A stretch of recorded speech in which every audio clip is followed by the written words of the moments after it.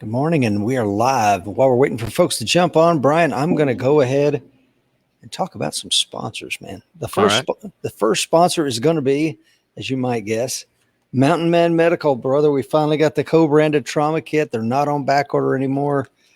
You can actually pick one up and have it shipped to your house ASAP. So I'm sure we'll talk about that kit a little more in detail in the show. We also have Century Martial Arts, makers of the Bob XL. Bob XL is going to take that striking game to the next level today. One of the things I'm going to do before I head off to jiu-jitsu class tonight is put Bob in my guard, strap a gi top on him, and work on some lapel chokes. So hopefully I'll catch some submissions tonight with the lapel chokes I'm going to work on today. We also have the Cool Fire Trainer. You want to take your dry fire to the next level, you're going to have to pick up a Cool Fire Trainer, folks. That's about the only way you're going to be able to do it. Your sights, your trigger, it's your gun. Replace the barrel and the recoil spring, and you're off to the races with felt recoil. Take that dry fire to the next level. Dave Frazier's on, says, morning, Rich and Lisa. Lisa's my lovely bride. Will Rhodes is on, says, good morning, Rich and Brian. Missouri here. Jesse says, good morning, gentlemen. We were talking about sponsors, Brian. We were talking about apphemp.com, which is the CBD products that me and my family use. I got some amazing salves. I got some amazing tincture. Please check them out at apphemp.com. Check the link below to AmericanWarriorShow.com, where you'll find the links to all of our amazing sponsors, as well as some really deep discount codes. PrecisionHolsters.com, makers of the Ultra Appendix holster that I use and Mr. Mike Seeklander uses, as well as their competition line of products. They have ironclad, no excuse, money-back guarantee. If you're not happy, return it for a full refund. If you check them out, you will also get a deep discount for being a watcher of Coffee with Rich. Thank you to the 12 folks that are joining us. Please like and hit that share button. Let me introduce my guest now that we got sponsors out of the way. Brian, let me pull up your amazing bio here, sir. And while I'm doing that, please like and hit that share button, guys. You're not going to want to miss this show.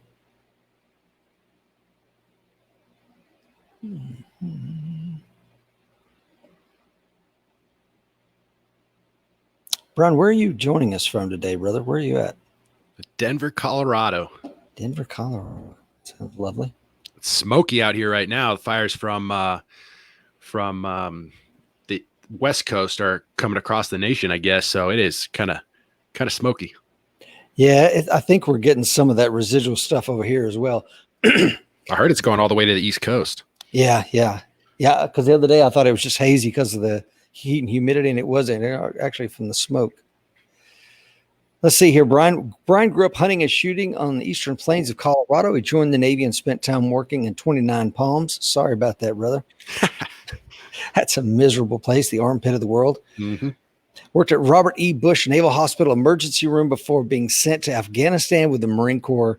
Brian has extensive experience in treating and teaching combat trauma management, live fire, and on-force training. Currently, he is working on his bachelor's in English from UC Denver and spends his free time fathering 3 savage little boys. What a great bio that is. Hey, let's see here, Brian. We got 15 folks joining us. Let's welcome a few more folks on here. Bruce is on. He says, good morning. AWS 481. Good morning, Bruce. Hope you're doing well. Tony says, good morning, gentlemen. Dr. TC Fuller is on. Coin number 1620.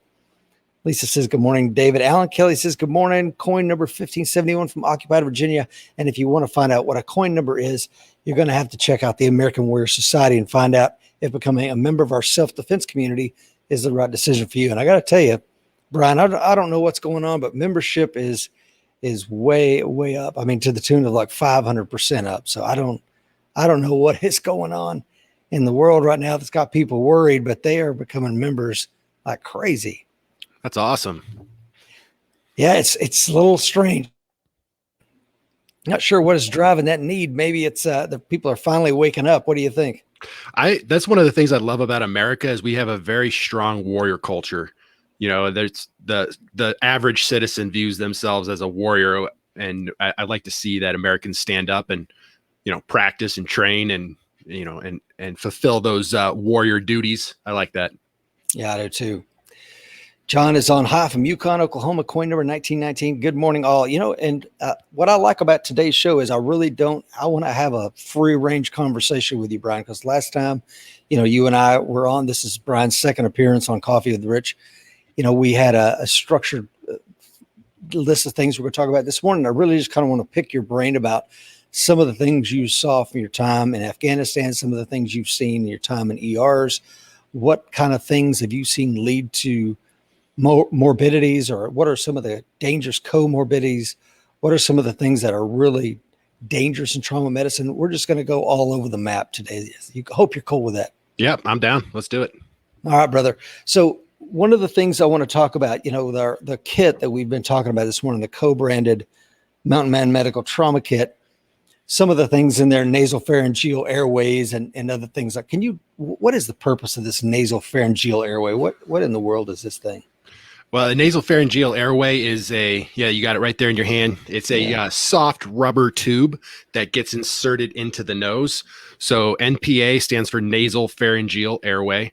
So it goes into your nostril and then goes down the back of your throat. And it's a way of keeping your tongue up and out of the way of somebody who's unconscious. So one of the things that you'll have is when somebody is unconscious and laying on their back, their tongue will fall to the back of their throat and occlude their airway so they can't breathe. So as a first responder, you have to manage that airway, make sure that they've got a patent airway. They can breathe air in and out.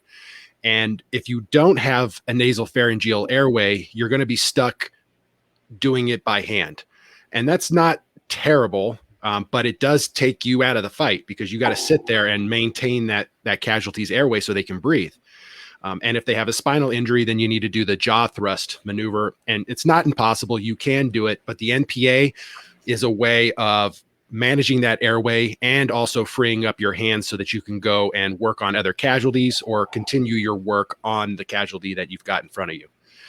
So one of the things that they taught me in the military was how to manage an airway if you don't have a nasopharyngeal is you take a safety pin and you go through the tongue and then clip it to their top lip or their bottom lip or whatever. And that'll pull the tongue up and out of the way so that it keeps the airway patent. So that's something that you could do in a pinch if you were stuck. That would be a way of doing it. That's what they told me. But much easier to use the nasopharyngeal airway that way. Yeah, I would imagine it would be. I had never heard of that one before. And if you're just joining us, someone just shared this with you and you're like, who are these guys? My name is Rich Brown. I'm the co-host and co-founder of the American Warrior Society and the American Warrior Show, America's #1 self-defense podcast. I'm a retired Marine Corps officer, former police officer, corrections officer, and a special operations officer. And I'm joined by Brian McLaughlin, former Navy corpsman, Afghanistan war veteran extraordinaire. And he's with Mountain Man Medical. And we're talking about some of the things that are in our trauma kit. One of the other things I'm just looking here is this compressed crinkle gauze. And for those that aren't in the know, Brian, why is this included in the kit? So that's an essential piece of kit, in my opinion. That is wound packing material. And you can use that for anything that you need it for. If you've got surface wounds or that kind of stuff, you want to keep it nice and clean and dry. But ultimately what that is for packing junctional wounds. So tourniquets are great. Everybody knows about tourniquets. The cat tourniquet is very popular.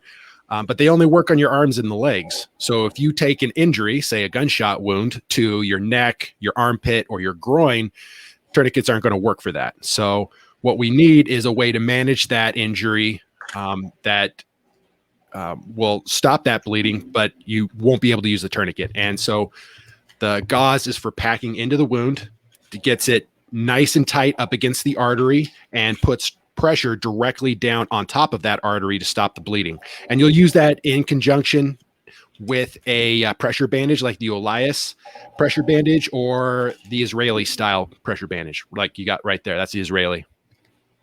And that's also included in the kit as well. And, one of the things that a lot of people, can you pack a stomach wound, or would that be a really, really bad idea? That's a bad idea. The reason for that is you have a lot of space in your stomach, and you could pack all of the gauze that you have and then a couple more medical kits into that abdominal cavity and not get any pressure on that bleeding artery. And on top of that, you also risk damaging the internal organs that way. So if you see massive bleeding from the abdominal cavity, there's not a whole lot that you can do for that. You might try direct pressure, but that's just a bad day for everybody.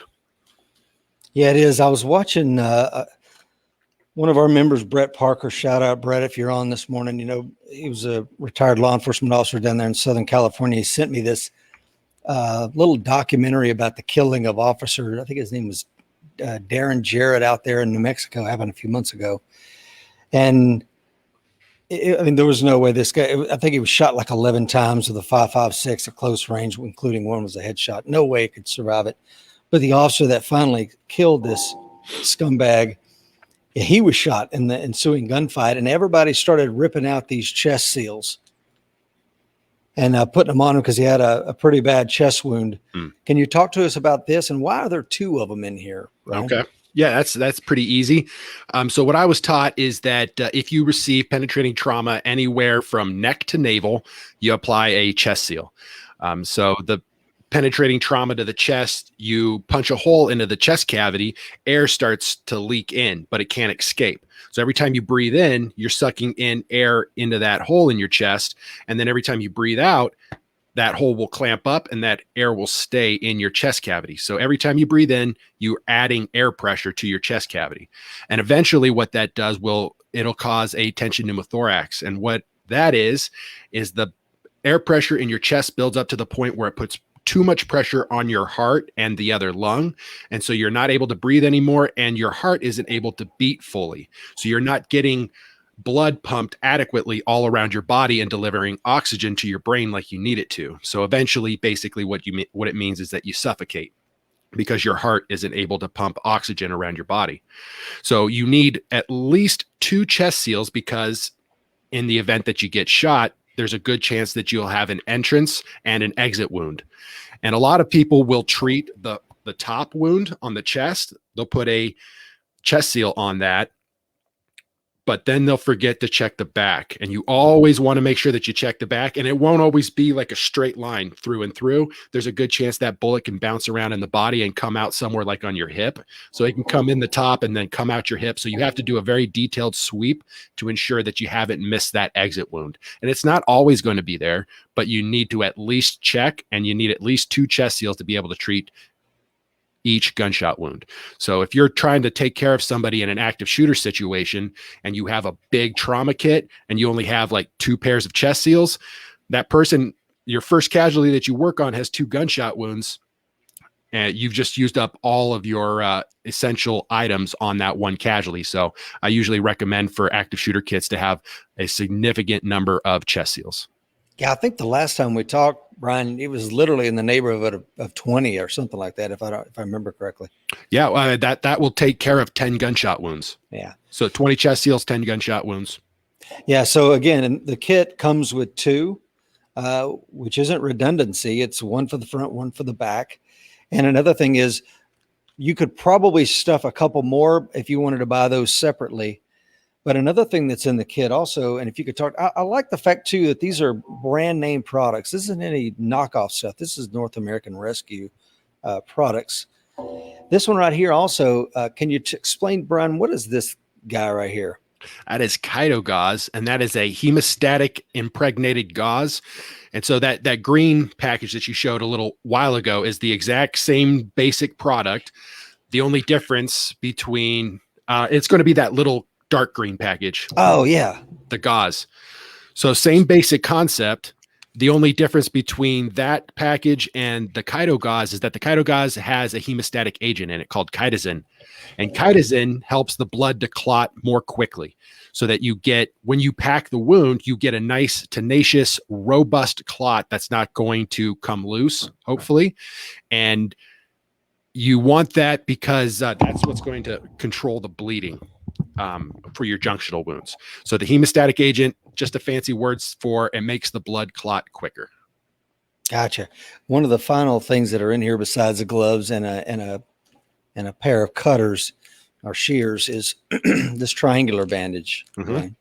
Yeah, we call those cravats in the medic community. I'm not really sure why, but it's a triangular bandage. It's one of those multi-use items. I'm a big fan of redundancy and having items that can handle multiple injuries. And you could use that for wound packing if you needed to.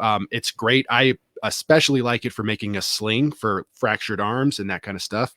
You can use it to tie on splints, or you can make an improvised tourniquet or pressure dressing, pretty much limited to what you would need it for. In a survival situation, you could even use it to filter water and that kind of stuff. So it's just one of those great multi-use items.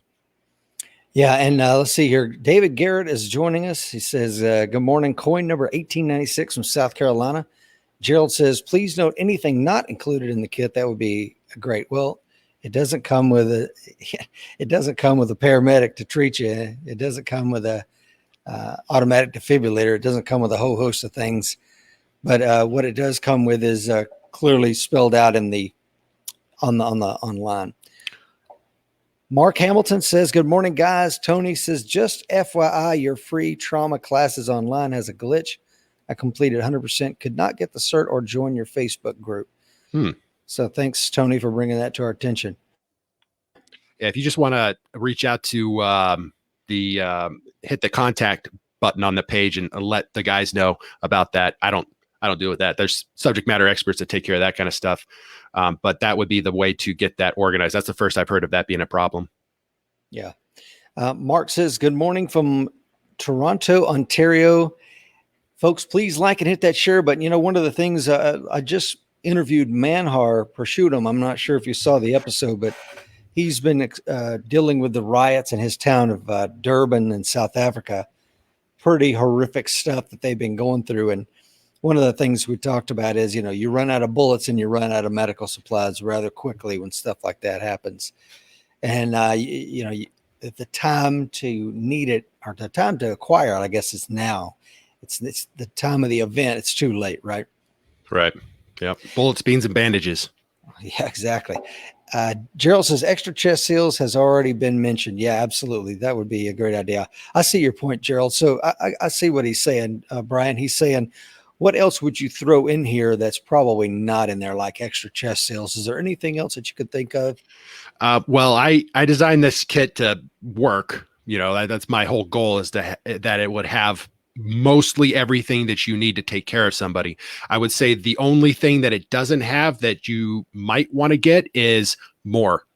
You can only take care of so many people. If you've got a decent little trauma kit on you with the tourniquet and chest seals and, wound packing material, if you have one really messed up person, you might be able to take care of them, with that whole kit. But if you got two messed up people, you're going to have a hard time.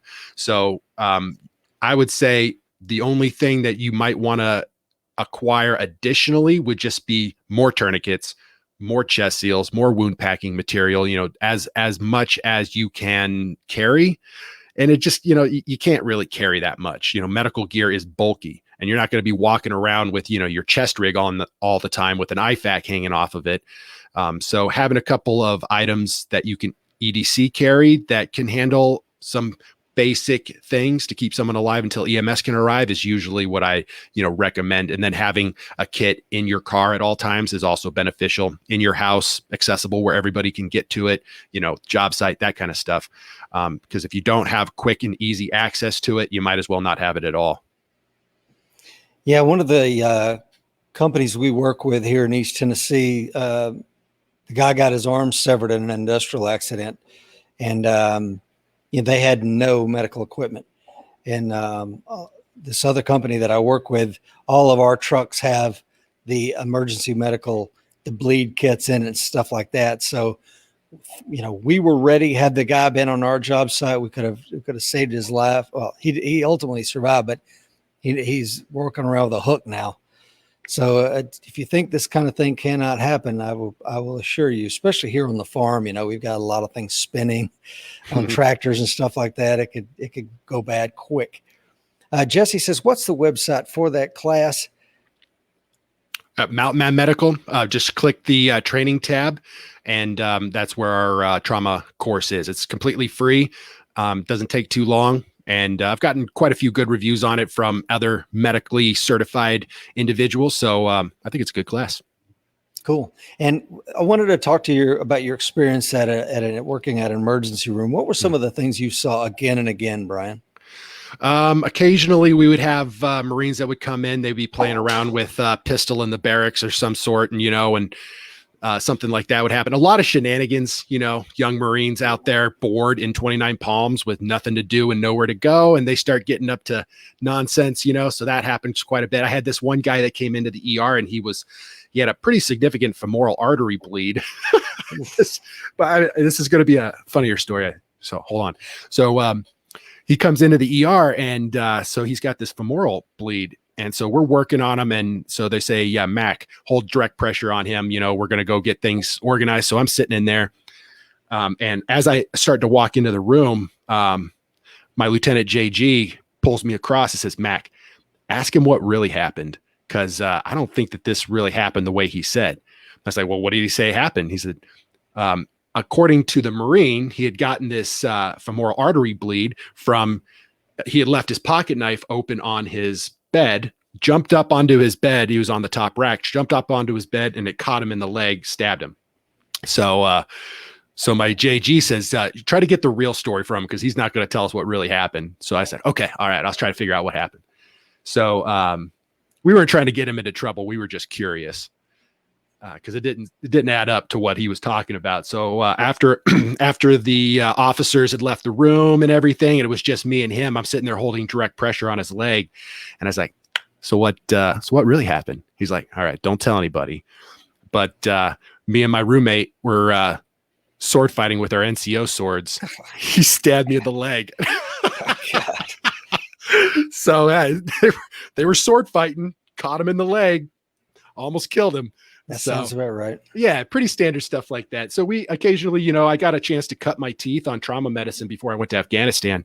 So it was a really cool thing. I ran into a bunch of different stuff, burns and gunshot wounds and, knife wounds and all that different type of stuff. So I got a chance to work on that.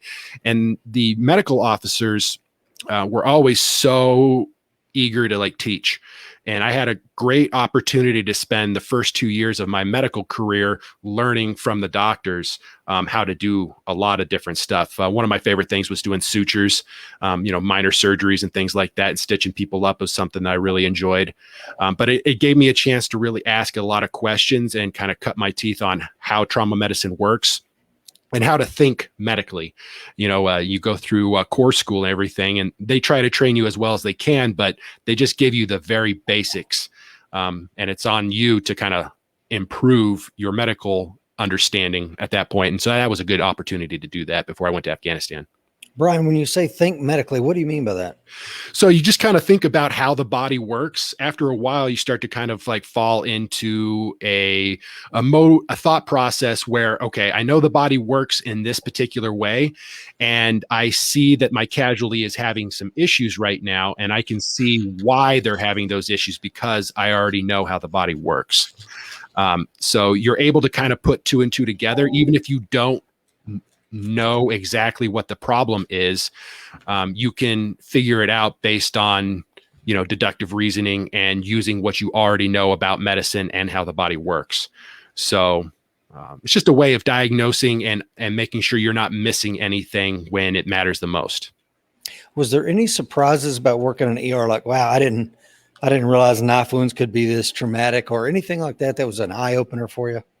A lot of it was how much damage the human body can take and still function. I got a chance to see some very traumatic injuries, and then seeing people bounce back from those it's pretty incredible how robust the human body can be. We kind of tend to baby ourselves a little bit, and be cautious with injuries and all that kind of thing. But, ultimately what comes down to it, our bodies are built for, sustaining damage. Otherwise we wouldn't be alive. It's kind of essential.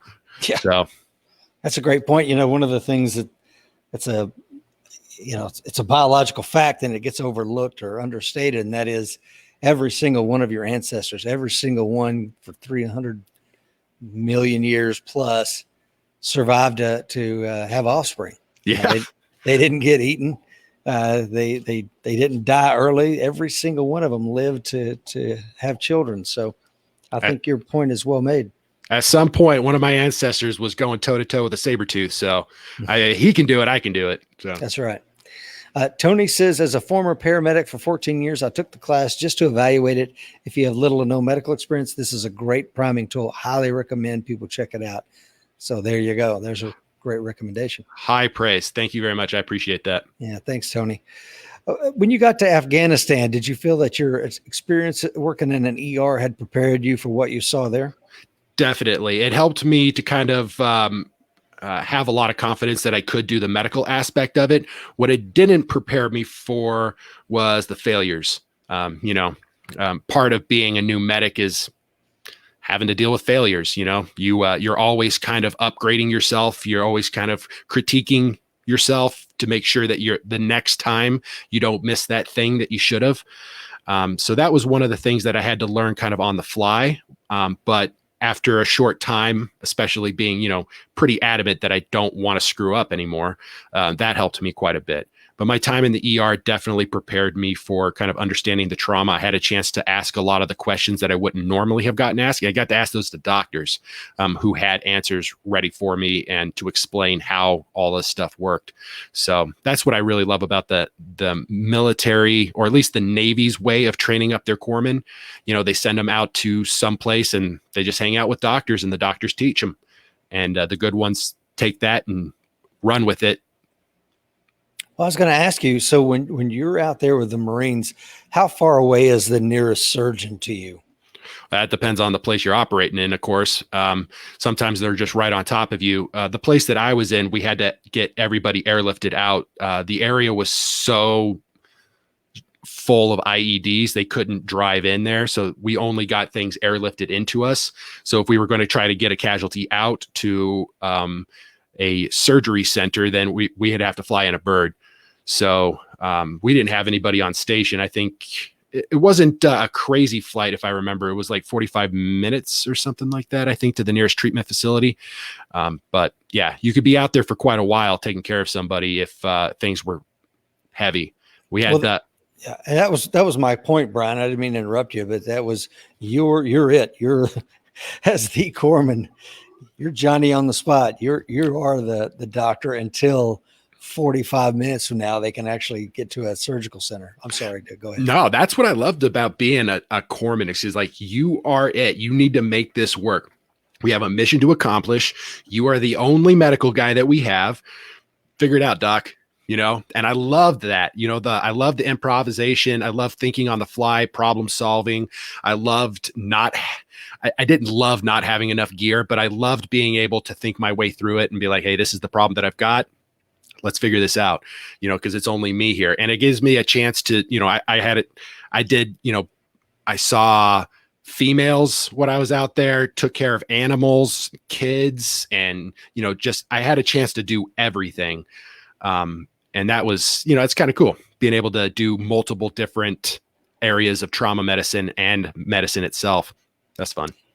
Brian, you mentioned something about failures that can you share with us some of the failures, perhaps not necessarily yours, but perhaps somebody else's? It doesn't matter. What were some of the failures that occurred in Afghanistan that you weren't prepared for? I'll talk about my failures. Maybe my failures will prevent someone else's failures, so I don't mind. There was definitely one particular circumstance that especially stands out in my mind. Is we had a pretty substantial mass casualty event. I was out there with a police mentorship training team, and our whole goal was just to train up the local police on, how not to be corrupt and how to fight the Taliban, and and we would supply them with gear and all that kind of stuff and just train them up. And one of their trucks, they had those little Tacomas, no up armor or anything. They just mounted a PKM in the back and just ran around with that, and they hit an IED and it just blew everything apart. And one of the guys that I was working on had lost a substantial amount of blood, and I was trying to get an IV on him over and over again. And I'm at that time, I was very, very good at IVs. When I worked in the ER, whenever they had a difficult patient, for an IV, like a kid or an elderly person, they would call me in to go do it because, I was really good at it. And when I was trying to get this IV line started on this casualty I was working on in Afghanistan, I couldn't seem to get an IV started, and I could not figure out why. And I was a little too flustered. The casualty kept asking for water. He was pale, cold, and breathing fast. And he basically had all of the signs and symptoms for shock. And I didn't treat him for shock. I was so focused on getting that IV started on him that I didn't go through the March algorithm properly. And I got too focused in on that. And he was alive when they airlifted him out, but I heard that he died en route to the hospital. So that's something that, kind of sticks with me a little bit. I wished I would have taken care of that more properly. But at the same time, I'm also comfortable with giving myself that grace. Like, I'm new. I haven't done this too much. This is a crazy, terrible situation. And I think people should always give themselves the benefit of the doubt. I did my best. I wasn't trying to harm that person. He died because that's what happened, and because I'm a new medic. And I resolved after that to never let that happen again, to always make sure that I'm going through the March algorithm, that I'm paying attention to hypothermia and, making sure I'm doing everything correctly. So it was a big motivator for me. And after that, I was able to approach things much more confidently and more methodically. Yeah, I'm so glad you shared that story. There's so many things I want to unpack about it, and I'll try to do it in a systematic manner. But the first thing is, I've talked to other folks in trauma medicine like you, and a lot of them deal with some significant PTSD. And I think that the number one thing is like, hey, you didn't plant the IED. You didn't choose to not put some sandbags in the floor of that Hilux or whatever. These are things that were outside of your control. You did the best you could with the training you had and in the moment. So I completely agree with you on that. Now let's unpack the other things here. Talk to me about exsanguination, if I'm pronouncing that correctly. What is it? How it affected the survivability of that particular patient? And then we'll talk about March and some of the other things. So yeah, exsanguination is just a fancy word for bleeding to death. You just lose too much blood. And one of the things that kind of helps is to understand, like, why is blood important? And if you think about it, it makes a ton of sense. The whole point of blood is to transport nutrients and oxygen around the body so your body can survive. So if you lose too much of that blood, then oxygen isn't getting to where it needs to go. So for that particular instance, the casualty that I was working on had lost so much blood that his body wasn't able to compensate anymore. And it was going into what's called decompensated shock. So the body's not able to make up for the lost oxygen that you're supposed to be getting, but you're not. And that's why a lot of times you'll see people breathing really hard because they don't have enough blood in their body. So they're trying to over oxygenate their blood so that oxygen gets where it needs to go. So it's important to always make sure that you're keeping that in the back of your mind, that your casualty could become could get shock. And then when that happens, you start to go into hypothermia, and your body regulates its temperature based on the blood. So if you don't have a whole lot of blood in your body's not able to regulate that, and you start getting cold, pale, sweaty, and you start breathing really hard. So it's important to always remember to have something that you can use to keep your casualty warm, because if they start to get hypothermic, then they start to have a reduced ability for the blood to clot, and they have a much lower chance of recovering from their injuries. So we want to keep the casualty warm, even on a hot day in Afghanistan on 120 degrees outside.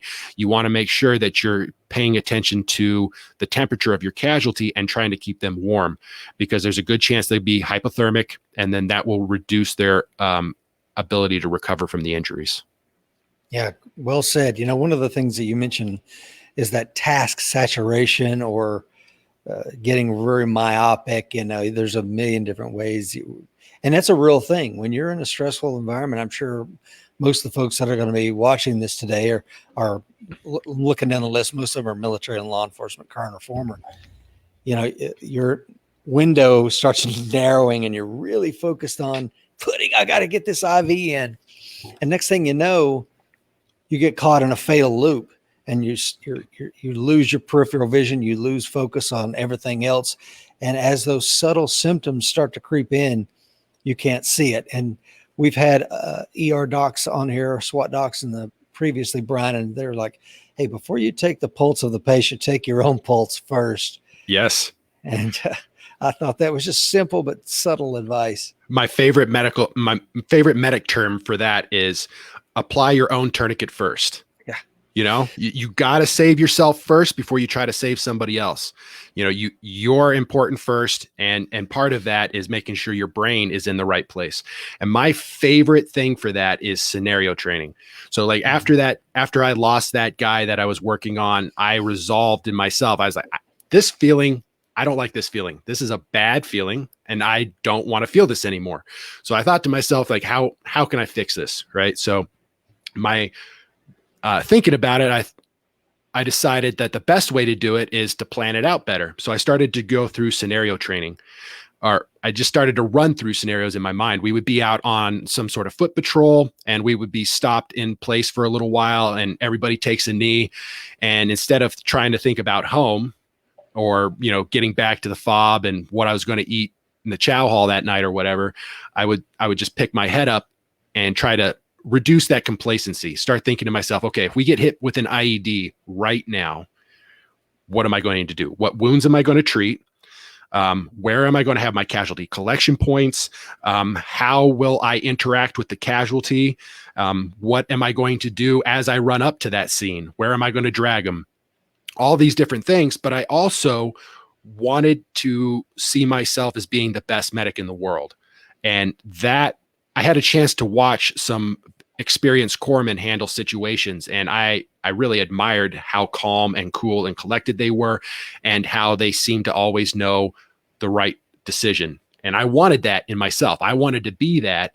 So I started to view myself when I would do these little daydreams, thinking about myself running into, save somebody. I would see myself being competent and making the right decisions. And what would the tone of my voice sound like as I'm talking to the casualty? Because I want to be reassuring and confident and let him know that I'm here to help. So I got really detailed with my scenarios.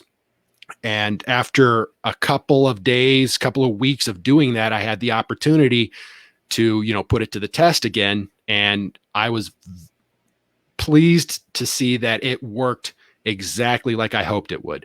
The scenarios really started to just put me in the mode and the mentality of what I needed to do in a situation so that when an IED went off or somebody took a bullet, I was able to immediately start reacting in exactly the right way without thinking about it. And it was very beneficial for me.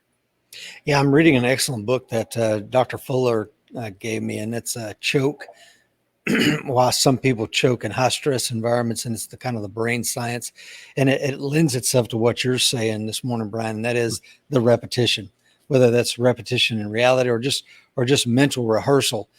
And one of the studies that they do in there, folks, is they take professional players and then they take recreational players and they time their ability to click buttons and stuff like that. And they're like, wow, the reaction time of the world champion and the guy that does it every other weekend are really no different. So what is it?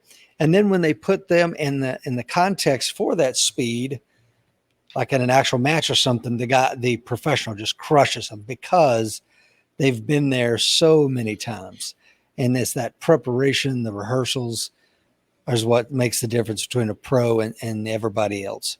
Go ahead, Brian. Well, I think, when I was in Afghanistan, I did this thing on my own and it worked really well for me. And I happened to come across, some research talking about how this is something that is used very often in high level sports, as a way to recover from a training injury or something like that, they'll have like these ball players run through these scenarios in their mind, showing them doing all of the actions. They'll see themselves in their mind throwing the football, watching the guy catch it, and all that different type of stuff. And what they found is that the guys that do that recover much quicker. They come back to their normal operating levels, these high level of athleticism, much more quickly. So it was very interesting to be able to see that this is something that I just started trying on my own, and this is nothing new, which is cool that people have already known that this is something that works really well. Something that happened to me fairly often is that when I would teach a medical class, especially to civilians, occasionally I would get approached by somebody who would say, can I talk to you, to the side here a little bit? And they would come over and they say, how do you deal with the blood? And I would tell them, like, what do you mean? Yeah, you have to. If you don't, that person's going to die. And that's a pretty good reason for me to get in there. And they say, well, no, I just could never do that. Like, I could never do what you do. I would just pass out. And that really kind of bothered me a little bit, because I don't see myself as different than anybody else. Like, why am I able to do it and nobody else is? And I think the big difference between me and them is that I see myself succeed. I saw myself run in there and be exactly what that casualty needed. And they are seeing themselves fail. And it kind of comes down to whether you're right or you're wrong. Whether you can or you can't, you're right. You know what I mean? Whether you think you can or you think you can't, you're right. If you think that you can't do this and you think that you can't handle that blood, you're right. You're not going to. You got to see yourself win. Be the hero. Let yourself be the hero in your own fantasies, and eventually you will, I think. Yeah, I totally agree with that. I think it was Solzhenitsyn who wrote the Gulag Archipelago and Day in the Life of Ivan Ivanovich, phenomenal books. But he had spent a lot of time in Soviet Gulag. And, he has a saying, two men look through the same bars. One sees the mud and one sees the stars. And it really is a matter of how you perceive things and what your outlook is on those. And if you want to be negative, then that's all you're going to see. If you want to be positive, that's what you're going to see. And to your point about the mental rehearsal, Mike Seeklander, my business partner, current world champion in IDPA ESP division, he has this thing. When he teaches his competitive class, he's like, hey guys, before you shoot a stage at your match, how many times do you run through the scenario? Raise your hand if it's 2 times. How about 3 times, 4 times? And the hands start trickling down. And finally he gets up to like 30. And of course, nobody's hands up. He goes, if I ask that same question to a group of pro shooters, they'll still have their hand up over 20. And that's the difference. They're seeing themselves do it because, as we've said many times before, the brain doesn't know the difference. You're walking around with the brain doesn't know the difference between reality and what you put in there. So put some good stuff in there. I got some questions for you here, Brian. Tony says, what is the current thinking on the golden hour for trauma patients? Yeah, they got the golden hour, the platinum 10. The current thinking. Can you explain what that is first, probably? Okay, well, it's just the time frame. It's kind of like just the go by. You want to get the casualty to the hospital within an hour. And then also, they've got the platinum 10. I think it's not something that's used too often anymore because now they understand that you just need to get all trauma casualties to the hospital as quickly as possible. So they're not waiting on you anymore. They're not trying to wait an hour to get you to the hospital or even 10 minutes. They roll up, stop the bleeding, get you stabilized, and then roll out as quick as possible to get you to the hospital. So that's very important because as a medic, you're not really saving anybody's life. You're not a lifesaver as a medic. You're just a life prolonger. You prolong their life long enough for them to get to the hospital so the trauma surgeon can save their life. So that's pretty much what you're after. So as a civilian, I don't think that really matters to you too much. If you are worried about your casualty, you see that that's a bad wound and that's a lot of blood. You should call EMS, get them en route as fast as possible. That's the first and primary thing that you need to do. And then while you're sitting there waiting for them to show up, then you start trying to control the bleeding and so that they're alive when EMS does arrive. Yeah, and that's an excellent distinction that you're making there about, hey man, I'm a stopgap. I'm not the savior here. Right. And in that same documentary I was discussing earlier, Brian, the officer who kills the perpetrator, he's received a gunshot wound to the chest. And what I saw there was pretty. I don't want to Monday morning quarterback anybody, but having been around an officer that was gunshot, all we did was put direct pressure, throw him in a cruiser and get him straight to the hospital. We're not doing anything. And back then we didn't carry tourniquets on us like officers do today. But what I saw was this poor officer has like 20 dudes around him and everybody's throwing out stuff and trying to cut everything off. And it's like, guys, why not just put him in a cruiser and get to the hospital? You're in a major city. I'm sure there's a trauma center, maybe even a level 1 trauma center within less than 10 minutes, but instead they spent like 15 minutes cutting this kid off and slapping on pressure bandages and stuff. And I'm like, I think that time would have been better spent getting him in an emergency vehicle and getting him to the hospital. Right. I tend to see a lot of people applying chest seals, and they might even apply chest seals before a tourniquet, and that's not what you want to do. Your first and primary goal is controlling bleeding with tourniquets if you can, direct pressure if tourniquets don't work, and then upgrading to wound packing and pressure dressings when you need to. That's what's going to save your casualty. Sucking chest wounds are bad, but they take around 20 minutes or so to develop, depending on the size of the hole. And the hole has to be a decent size. So you have 20 minutes. That should not be your priority. You want to focus on bleeding because you'll die from that in 2 minutes and 30 seconds. Whereas, you got 20 minutes with a sucking chest wound. So you've got plenty of time to address that later. Your primary goal is bleeding control. Yeah, excellent point. Gerald asked the question, space blankets, are they any good? And can you talk what a space blanket is and if they are good or not? Absolutely. Space blankets are amazing because they're very small, lightweight, very packable. They're cheap. And that's a great way of handling hypothermia. We sell some Dynarex ones on the Mountain Man Medical website. And I like having those in there because you have massive trauma. You take care of all the bleeding and you're waiting for EMS to arrive. Pull that out, wrap them up in that, keep them nice and warm so they don't get hypothermic. That's a great thing to have in there. Gerald says, any tips for people who get a little faint around blood? That I think we addressed that, see yourself being the hero, see yourself not being worried about blood. I'm guessing, I know there's some people who they see blood and they just pass out. I don't know if I've got an answer for that. Maybe, seeing yourself as the hero would help. I'm hoping, not having ever been in that position. I don't know if it would work, but that's what I would try if I was you. Maybe just see yourself not fainting at the sight of blood. Just working through that scenario in your mind maybe would work. But I don't really have a good answer for that, I think. Yeah. Alan says emergency trauma treatment in the field has improved exponentially. First days in LE only, had very basic first aid. Now training, stop the bleed, tourniquets, etc., and trauma kits are the standard. Jeremiah says, Lanny Basham's method of mental training has a reset directly at the end of a task where you mentally run it again in your head, correcting the issues. Yeah. Lanny Basham's book is absolutely phenomenal for trauma medicine, shooting, throwing a football, hitting a golf ball. And speaking of hitting the golf ball, the documentary is out right now. It's about Tiger Woods. And I don't know if you've seen it or not, Brian, but there's an interesting part in there where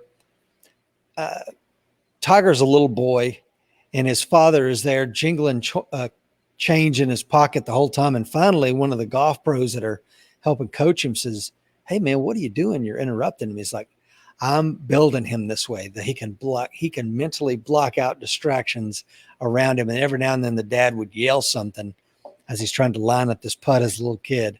So training again for those high pressure moments cannot be overemphasized. Yeah. I like to go through every single step in my mind. I like to feel myself turning the windlass. I like to, work through every single step of everything I'm going to do. And that helps a lot because you've basically already made the decisions in your mind. You just need to act on them. Yeah. One of the things about, you mentioned the windlass on this tourniquet, for example. One of the things I've heard people say why they like the SWAT, it may have even been you, Brian, the SWAT T tourniquet. think it was the SWAT, is because these cranks are 180-degree crank every single time, and that's just it may be too much, it may be not enough, or if you're taking some pressure off, you're taking a full 180 off. Can you talk about that a little bit?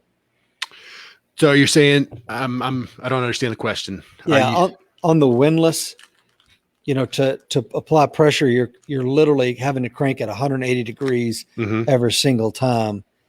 And somebody was, I don't know if it was you or not, saying that they like the SWAT tourniquet because it doesn't have a windlass. So can you talk about maybe that right now? All right. Okay. I got you. Yeah. So I've got a SWAT T in my hand here, and you can kind of see from the packaging that it's basically just a exercise band. So you wrap it around the limb and it puts circumferential pressure. So it compresses the entire arm and clamps off that artery to your long bone. So it doesn't have a windlass like your traditional CAT or soft T wide. I still love the CAT and the soft T wide. If I have two options in my hands, I've got the CAT and the SWAT T, I'm going to grab the CAT. It's faster. It's better to use that. But what I like about the SWAT T is that it's much easier to carry it. So you can slip this down into a pocket since it's just a rubber piece, a square piece of rubber. It just slips down into your pants pockets. I run those 511 jeans, with the extra mag pocket back there. And that's where I slide this down into when I go out on the town. So I've got something. What I love about it is that it's a multi-use item. You can use this as a tourniquet, but also as a pressure dressing. You can tie it into you can tie a knot in it, use it as a sling. You can get splints tied on. You can use it as an ace wrap, for sports injuries. You can use it for a lot of different things. So it's my go-to for EDC. But if I've got a choice, I'll grab the CAT or the soft T wide over that. That's just my favorite EDC tourniquet. Yeah. And I don't think it's either or. I think they have different roles, perhaps, like I don't know how far this goes down, but like on a child's limb, maybe a SWAT T would be the better thing for that, right? It might be, yes. Now, there's recent studies have come out that says that the CAT tourniquet and the soft T wide, as a matter of fact, there was an officer in New York City who saved a 4-year-old in Times Square. There was a shooting. Some douchebag was popping off rounds, trying to kill his own brother, missed his brother, and wounded a 4-year-old little girl, and the officer ran over and applied a soft T wide to her leg and controlled bleeding that way. Wow. So there's evidence that says that the CAT and the soft T wides will work on children. The SWAT T might work better. There has been and it also works on animals. So dogs. If I've got somebody who's like, what's a good tourniquet for my canine, I will always tell them the SWAT T would be my choice for canines. And you have those on Mountain Man Medical as well, right? Yes, absolutely. It's definitely one of my go-to tourniquets. So we mentioned earlier the March acronym, and that was one of the things you said on the Afghan that was wounded and ultimately passed away, that you should have kind of stop the IV for just a second and work your March acronym. Can you discuss what that acronym is, bro? Yes. So March is just a way of keeping things in your mind of what is your priorities. So you just work your way down the acronym. M stands for massive hemorrhage. So you have to control bleeding first. That's your primary goal. You run up onto somebody, you're not sure what their injuries are, start looking for bleeding. You need to take care of that first. A stands for airway. You need to check, make sure that their airway is able to get oxygen in and out. If they can't, you might need to insert a nasopharyngeal airway. Excuse me. So you need to make sure that they can get oxygen in and out. Then you also need to take care of respirations. And that's where you'll apply your chest seals to make sure that they aren't going to get a tension pneumothorax building up. So M, massive hemorrhage. A, airway. R, respirations. C is circulation. What I like to use circulation for is kind of like a reminder to myself to go back and recheck the casualty to make sure I haven't missed anything big. So I'll hit all of the major bleeders immediately with M. So it's really obvious. I can see blood pumping from this. I'm going to take care of that. And then as I work my way down, I get to C. I'm going to do a resweep of the casualty, check them over again, make sure I haven't missed anything because there's a chance that I did. And then ensure that all that bleeding is properly controlled. And then H stands for hypothermia and head trauma. Those are your last items that you're going to pay attention to. Hypothermia, because you want to make sure that your casualty can recover. We've already talked about that. And head trauma is also last because there's not a lot that you can do for that as a medic.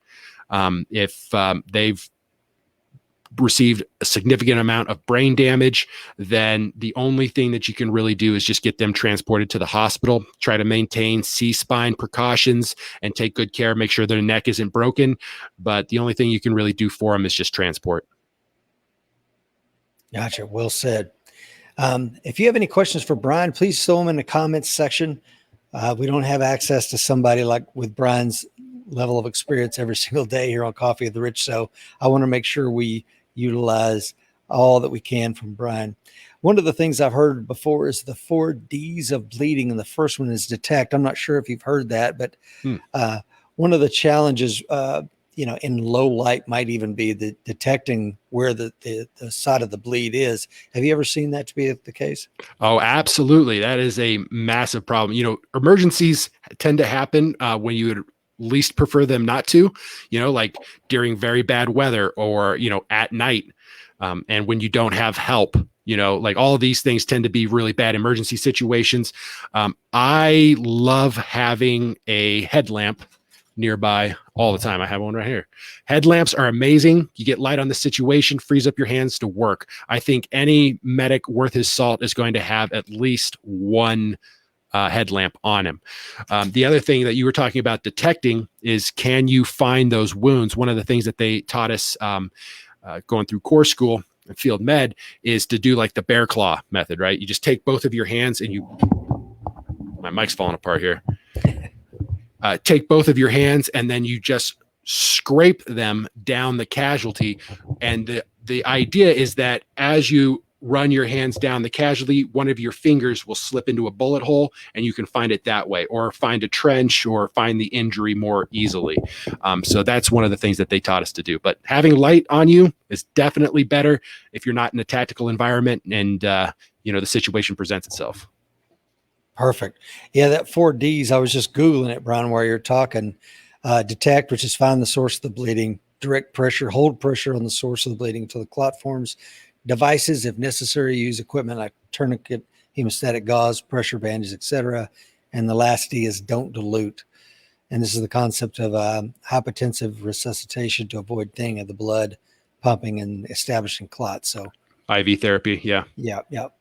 Yeah, they taught us originally to start an IV immediately to help expand the blood, to help transport that oxygen around the body. But quickly afterwards, they decided that wasn't a good idea because you dilute the blood too much with IV fluid. So that doesn't work so hot.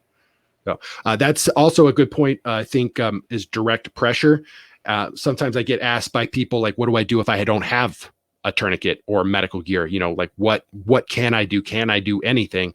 And my answer to that is always direct pressure. You can do a lot of good for somebody just holding direct pressure on somebody. If you see someone bleeding out, try to position the casualty in a way that you can get your body weight on top of that wound. Use the palm of your hand to heal so that you get more pressure on it. And then I just put 2 hands, lean down as tight as I can, and you're just going to have to sit there until EMS arrives. But that's a great way of saving somebody's life without a tourniquet. I think you're muted. Of course I am. Every show I do that. That's part of my charm. Sorry about that.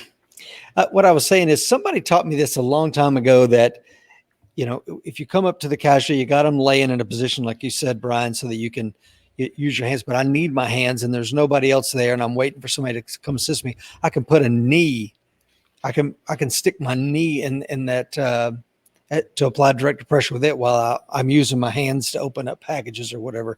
Is that too much trauma or too much direct pressure? Well, the casualty will tell you that it's too much. They don't like it at all. I mean, in my experience, I've done that to guys. Guys tell me, get the F off of you. I'm like, chill out, dude. I'm here to help you out. So they don't like it very much, but it is effective in my experience. I've used it and it seems to work really well. And what it does is you get that knee down into that bleed, or you can even use the pressure points, like say it's on the leg, the injury is a leg injury, you can put that knee up closer to the groin and pinch off that pressure point right there. And what that does is it opens up your ability to your hands. So you're not holding direct pressure, but you've got your hands free to get into your med bag, get out your tourniquet, get that staged and prepped. And the whole time you're keeping more blood in the casualty, which is what we want. How another question I had for you. Now, our co-branded kit has a set of shears in there. Is that really necessary to start cutting away someone's clothing? Tell us about that. Why are those in the kit? I tend to see those as kind of an essential item. In my experience with emergencies, you have a lot of people running around. The casualty might be writhing on the ground. There's a lot of movement, right? And I see a lot of people go to pocket knives for cutting off people's clothes. And if you have to, right? You don't have a choice. But I try to avoid, I'd recommend avoiding that as much as possible. If you're running your knife blade up this guy's pant leg and somebody runs by and kicks your elbow and you just stick that knife right in that guy's leg, you're not doing a whole lot of good, right? So having trauma shears is a much safer way of removing that clothing. We need to remove the clothing to get eyes on the injury so that we know what we're dealing with. Otherwise, we're just treating this wound blind, and that's not what we want to do. So being able to get those clothes off to get a look at what we're dealing with to make sure that we're treating it appropriately is essential. If you don't have scissors, what I like to recommend is if you just have your pocket knife, you just cut a little hole, poke a little hole in the fabric, put your knife away, and then that hole that you just made, rip the clothes away. I've never come across a type of clothes that didn't work on. Jeans, t-shirts, blouses, military uniforms, that's always worked for me. So that's a great way of getting rid of all, exposing the wound without having to put your casualty in too much risk. Yeah, Tony has a good point here. It says, if you can't see it, you can't treat it. And we have on the AmericanWarriorSociety.com, we have hundreds of articles. One of them was written by a forensic pathologist who happens to be one of our members. And he sent us all these photographs of gunshot wounds at different angles. And one of the things that if you look at this article, what may be shocking to you is how tiny the bullet wound can be. Mm-hmm. And now the exit wound, maybe not so much, but definitely that entrance wound can be incredibly hard to see. Sometimes they'll seal themselves, and the actual gunshot entrance wound will not even be bleeding as much. And that could be potentially problematic because to your point, Brian, about once that bullet strikes soft tissue, it may have went in the chest and it may come out your knee. I mean, there's just no telling what that bullet might do inside the human body. Am I making too much of that? No, I think that's absolutely true. And that's why it's important to always reassess your casualty. Anytime that I would be working on somebody and I was like, okay, got everything done, then that's time for me to go back all the way through the March algorithm to make sure I haven't missed anything again. So if I'm sitting there and I don't have anything going on right now, I'm doing rechecks. I'm constantly rechecking to make sure I haven't missed anything. The casualty's condition hasn't changed. That's because that's a great indicator. You're taking care of somebody, he's talking to you normally, and then all of a sudden he just stops responding correctly, starts singing the ABCs randomly, like, whoa, something's not right. He's not supposed to be doing that. Maybe I missed something big and he's still bleeding out. So I need to go back and recheck everything. So paying attention to that's always key. I think you're muted again. Of course I am. That's what I do. I plant landmines and then I step on them.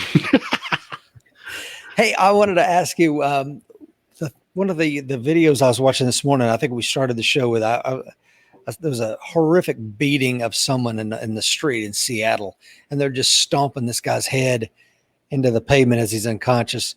And, talked about the first responder. So you walk up on this guy and he's got a closed head wound, right? Maybe there's a decompression of the skull or something like that. What is the best thing at that point? I mean, the guy's unconscious. He's not speaking. Obviously, we want to start EMS. Do we just want to put some pressure on the cervical spine to make sure that there's no injury there? What's something we could do for that guy? That's a hard one because there's not a whole lot we can do. You want to be Yeah. careful because head wounds will bleed a lot. You're a lot of blood vessels in your face and on your head. So sometimes you'll get a small cut that'll just bleed like crazy and it'll look really bad, but it won't be especially life-threatening. When you have like a decompression in the skull, then you start to worry about you're not wanting to put direct pressure on that wound. You don't want to push on head wounds too much. You risk driving bone fragments into the brain, and that's never a good thing. I think ultimately the first thing that comes to my mind, though, when I think about that, is your own safety. As a young medic, I thought it would be really cool to run into machine gun fire and drag out a Marine, because that's super heroic and it would look really cool, right? But as I became an older medic, I realized like how dumb that is. Because especially if you're the only corpsman, you're the only medic around that has the ability to take care of people. If you go down, like who do your guys have to take care of them? And you should always be thinking about accomplishing the mission. And so in that particular scenario, your safety as the medic is primary. It sucks that person might have to sit there until police and legitimate EMS can arrive on the scene. But, running into something like that is going to have to be, on you about whether or not you want to take on that level of danger. So scene safety, scene size up is always essential. That's the first thing you should be paying attention to anytime you see an injury, especially if you come up on somebody who's just laying there injured and you don't know why. If somebody like, hey, what happened to this guy? He's like, he got stabbed. I'd be like, by who? And I start looking around. I need to make sure I know where that dude's at, because I don't want him sneaking up behind me while I'm working. Right. So that's always essential. I would recommend paying attention to that. If you have the tools to make holes, you need the tools to patch holes. And being a warrior means having adequate medical skills. Yeah. To your point, there's a OSHA safety video of 4 guys that got killed in a confined space where the one worker's watching his buddy down inside of a manhole, and all of a sudden the buddy collapses. He's like, hey, Charles, and the guy doesn't respond, and he climbs down the manhole. Now he's down. And then another guy comes up, sees 2 guys down. He goes down. Now he's down. Mm-hmm. And four guys get killed this way. There was something about noxious gases or something that was killing these folks, and everybody just kept piling down into the hole and dying. So your point is incredibly well made. You don't know if this person's been electrocuted and they were standing in a puddle and that puddle is still active. So sizing up that scene before you go running in, don't run into the room to get punched in the face. Take a second, collect yourselves, and look at the scene, Brian. I think that's incredibly important. It is. You need to have a plan. You shouldn't run into an emergency with no plan. A lot of times people will think like, I have to do something right now or this person will die. I don't have time to think. I don't have time to do anything. I just react. And that's bad. You don't want to do that. You want to try to have a plan if you can. I usually recommend take a second, take a deep breath, think about what you're doing. If the casualty dies in that 20 seconds that you're thinking about what to do, then that casualty was unsavable, and that's not on you. That's a great point. Tony says, always remember that the patient could be the bad guy. Absolute. Great point. Great point. And that goes for combat or here on the street. Mm-hmm. Did you receive any training at field med school on how to deal with if you're treating a combatant and not just a Marine? That's generally what you have to do occasionally, and sometimes you making sure that their pockets are turned out and they're not carrying anything weird. This is also very dangerous because you could be working on somebody, they'll be unconscious, and then they come back around and decide they want to fight you. This is also dangerous even if the casualty isn't a bad guy. If this is a good guy with a gun or a weapon, they might come back around and think that you are the bad guy standing over top of them, and they might shoot you or stab you. So it doesn't always have to be the bad guy. If your brain isn't working correctly, then you might make decisions that you wouldn't normally make. So anybody who is been injured is potentially dangerous. So pay attention to that as well. That's a great point, man. And that is, that Marine or that officer, whoever, he was in the middle of the fight when he went unconscious, And he comes back to his mind might be, we're still in the fight. And suddenly you're on top of him with a set of shears, man. You look like a bad guy. Yeah. So yeah, standard procedure in the military was anybody's injured, we secure his weapons, grenades, everything that he's got so that he's not a danger to us or himself. That's incredibly well made. And something that Tony, thanks for bringing that up, man. I hadn't really considered that, but just spot on. Brian, what else should we discuss this morning before I let you get on with your day, sir? What are some of the things that are incredibly important that average responders like me and the rest of the folks watching today need to know? I think one of the things I'm always trying to tell people is that trauma medicine is not difficult. They let guys like me do it. If I can do it, you can do it. It's not difficult. It does take a little bit of practice. It's not quite as sexy as, working on your mag changes, and shooting around barricades and all that kind of stuff. I get it. But you have to stay on top of it occasionally. These are perishable skills. If you took a trauma class back in the 1980s, you probably should take another one. Things have changed quite a bit. And techniques have developed much, much different. So making sure that you do a class maybe once a year or something like that, I think would be beneficial for staying on top of this stuff. But it's really easy. You can save somebody's life with just very basic gear and training. Yeah, well said. And again, I as you were talking, I was thinking back to the episode I did with Manhar, and one of the things that he said, Brian, was that how well coordinated the looting and the rioting was in South Africa, and how they literally took tanker trucks and set them on fire to block all the interstates leading into the city so that they could own the city and do as much destruction as they want. And that meant that you only have the resources you have because there's nobody coming to save you for days and days. So one of the things he talked about was in their own community, they had to set up roadblocks and they had to identify who's the doctors. The doctors had to get a handle on what kind of medication do you need? What are you on? The guys that were working the roadblocks. It's an incredibly well story, but it goes back to, you got to have a kit. And, do I think that ours co-branded kit that we did with Brian is an amazing one? Absolutely, I do. Check that out. The links are in the show notes below. If you already have something, then make sure you have the training as well. And again, Brian is an outstanding resource for that. Brian, thank you so much for being on the show today, man. That's my pleasure. I love being on your show.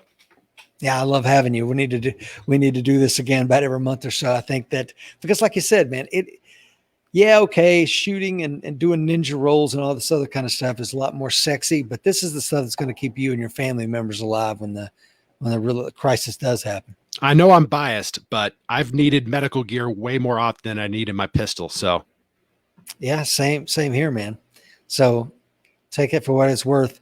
And again, thank you for being on the show this morning. Thank you for joining me for Coffee with the Rich. If you're watching on the YouTube channel, I appreciate you being on with us. If you're listening to a podcast in the days and weeks to come, thank you for being on with Brian and I this morning and for keeping everybody safe. Tony says, Semper Fi, guys, great show, and check out the free lessons. Remember, folks, the fight is coming. Be ready.